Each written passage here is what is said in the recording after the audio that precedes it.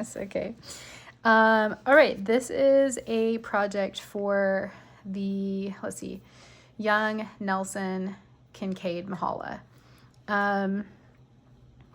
Okay, so Rembrandt. This was, I mentioned this in the older ones, this was the project that is recommended in this. I opted not to do this and kind of go a different direction. So Rembrandt is known for his, best known for his portraits. He lived between 1606 and 1669. Portraits is a great naming word. What is a portrait? The technique he is most known for is called chiaroscuro. Chiaroscuro.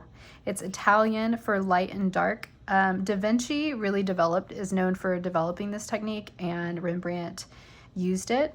In simple terms, it's used to create light and shadow, and the technique itself creates drama, depth, 3D realism, and draws the eye to a certain focal point. So I think this is a great example of the focal point. I will have these, you'll be able to use them for the attending. But obviously the main character in this image is this man. He looks kind of downtrodden, kind of somber, and he's highlighted there. And I love this kind of how the flames of the fire are kind of illuminating this tertiary character's face as well. You know, because he used this technique in portraits to create depth, you know, this is I want to say a self-portrait. You know, there's some light shadowing. I just think that's very difficult to do, and I don't think that that's where most artists start off, which I'll explain, kind of explains why I chose the project that I chose. I like this one. This is a good maybe attending for maybe challenging your students to find the direction of the light. These two figures are illuminated. This is really obvious to me based on the illumination of all these men's faces. So light's coming from this direction. You know, maybe light is coming from the top down here. And then this picture is subtle. I mean, there's a lot of shadow here and illumination, and I believe this is Jesus. So these are the attending pictures. You're welcome to use those. I also attached to the tutor notes a brief kind of outline of the materials and projects we'll be doing for the next 18 weeks. And then I added some good vocabulary or naming ideas. Again, we want to keep the script really short. So for, you know, the main thing for the script portion would be talking about this technique, chiaroscuro.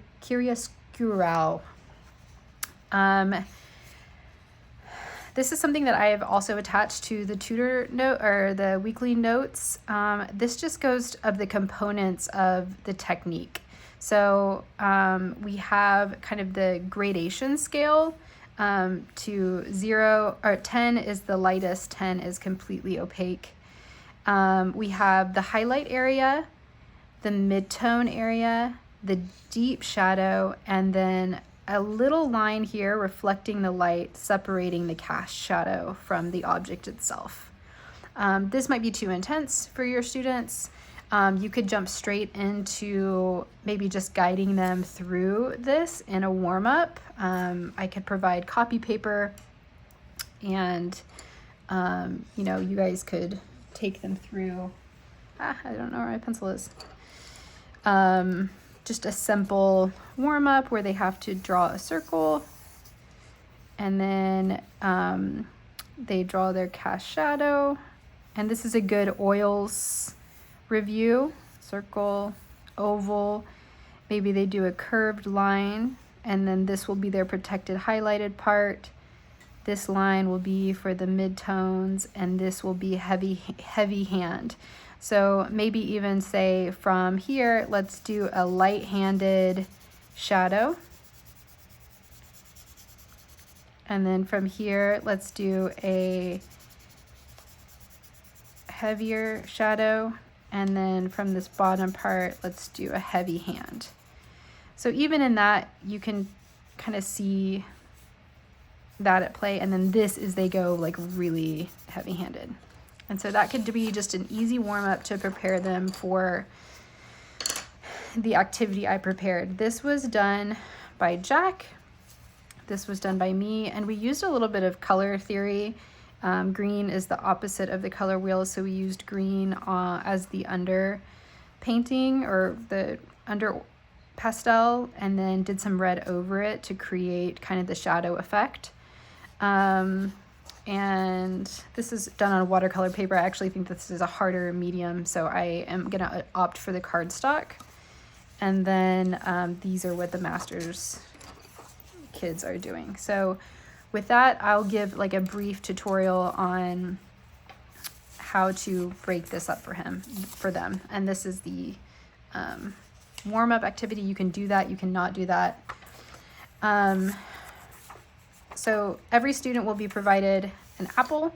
And again, I know this isn't portraiture, but I feel like most people don't learn about this technique on people to start out with, which is why I chose still life. So the shapes that I see in this are obviously a circle. So we'll start there.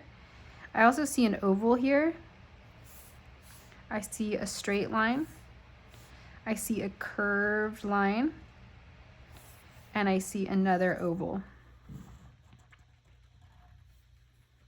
And so really it's just those components that they will have to do in order to complete this project. So I know it looks difficult, but just know going in for your mind, it's circle, oval, curved line, oval. And they can do whatever they want with the background. And this did not take long. I also chose a smaller sheet of paper. At every station, there'll be an acrylic background, and moms will have to help them tape their thing to their sheet. It could just be one, top thing. It doesn't need to be the whole thing, but this will help them with a smaller surface area kind of control it. So their materials will be colored pencils and oil pastels. So I'm just going to grab a red hue to start with. They can grab pink or red or orange, whatever is available, whatever color is available. And we will start here. I'll actually put this up here. We'll start here, maybe like 2 fingers up. And I'll do the top of the apple and the bottom of the apple. And then I might even, for Jack, I had him do kind of this, create some dots that he could just connect. I know that the little guys have a hard time making circles, so.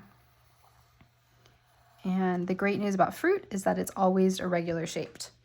So after they make their apple, they're going to come to the very top and they're going to draw an oval. Okay, out of the oval, they are going to draw their stem. They're going to come here and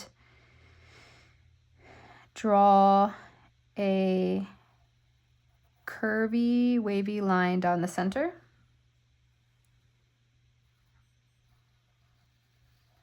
And then they are going to move and take their black or brown or regular pencil, and they're going to do their cast shadow. So we are going to start kind of here. And I love connect the dots for little kids. So I would even say, in order to make an oval, you have them do some dots, but then they can connect them here. And you're done. That is the main meat. I think that they can do this, and because the surface area of the paper is so small, they should be okay. So the next thing I would say is to take a yellow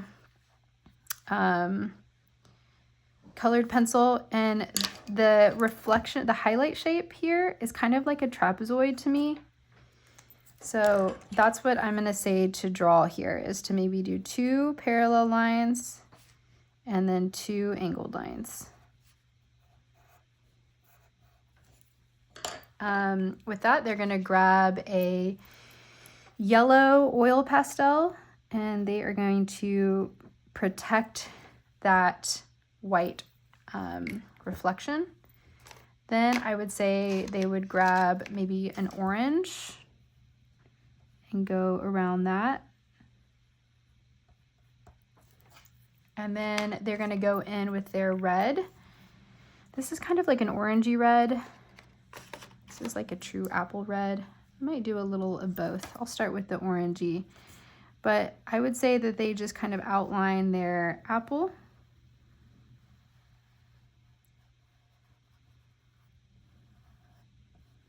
And then they are going to maybe outline this.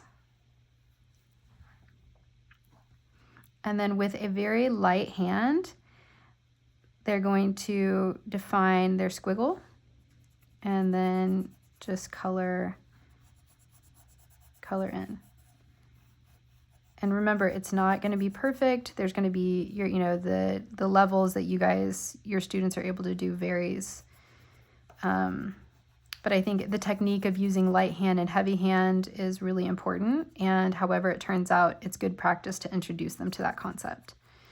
And then on this side, you're going to take a light green and you're going to go in with a light hand and shade the shadowed area. Like I mentioned, green is opposite of red on the color wheel, so it makes a great under color for things that need a shadow. And then we are going to go with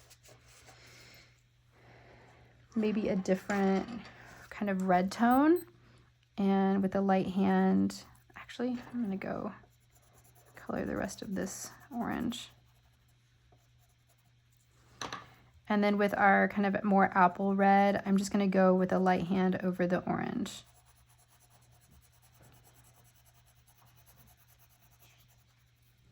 And then with a light hand, go over the green.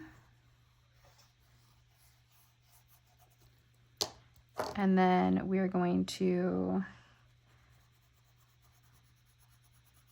go heavy-handed here.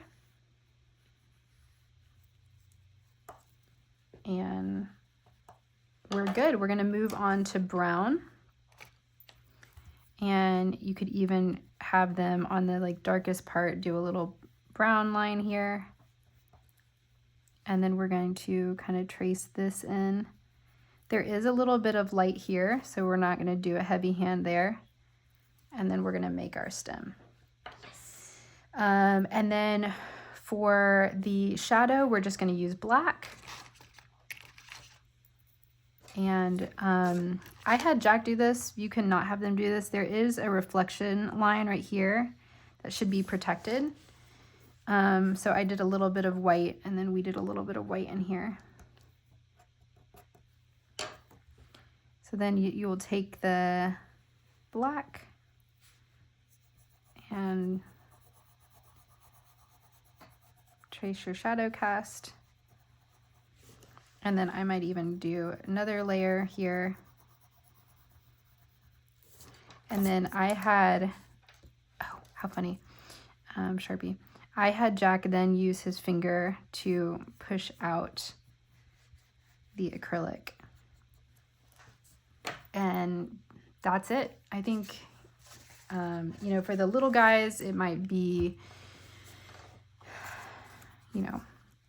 challenging, but we've got tons of moms there to help. And then if they wanted to, they could, pretend that this was on a table and, do this and do purple to hide that. I would avoid the shadow.